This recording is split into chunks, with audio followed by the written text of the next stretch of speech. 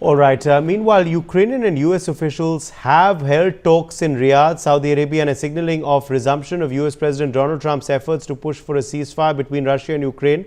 The discussion was reportedly productive and focused and included a discussion on key points, including energy. White House National Security Advisor Mike Waltz has said the latest talks would lead into discussions about the line of control or the front lines of the ongoing conflict, which began in 2022. The US is also expected to hold separate talks with Russian delegates on the 24th of March. Aditya Vadavan is joining us for more on this story. Aditya, what is on the cards for this fresh round of talks?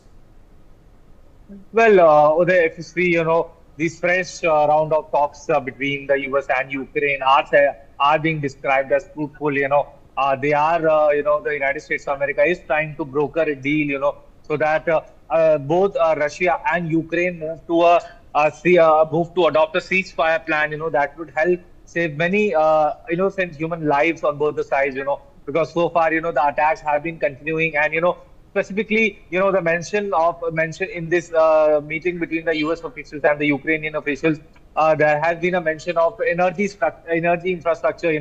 Earlier also we saw that when US President Donald Trump had a word with his Russian counterpart Vladimir Putin, he had stressed on the point of the fact that that Russia should cease attacks on the energy infrastructure of Ukraine, because already the energy infrastructure of Ukraine has been rattled due to this continuing Russian attacks, whether it be it from missiles or be it from drone attacks from Russia.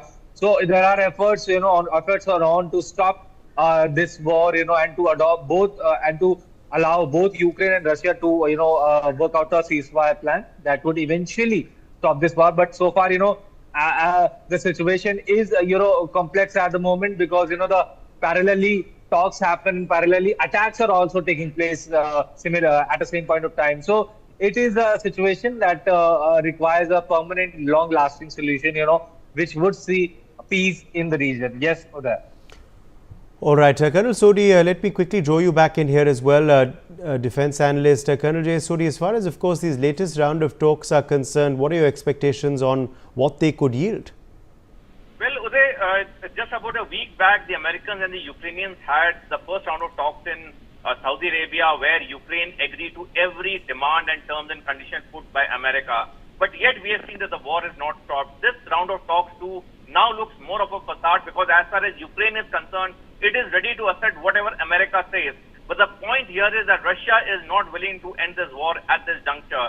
And to end this war, USA and NATO have to clearly state that Ukraine will never become part of NATO. There will be no foreign troop deployment of the Ukrainian soil. Till the time these two sticking points are not made clear, the Russians will not stop the offensive. Such a round of talks will keep on going on, sometime in Saudi Arabia, sometime in Switzerland, or in some other nation around the world.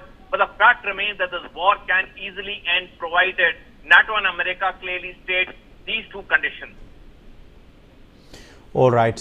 Appreciate you joining us with your perspective on that.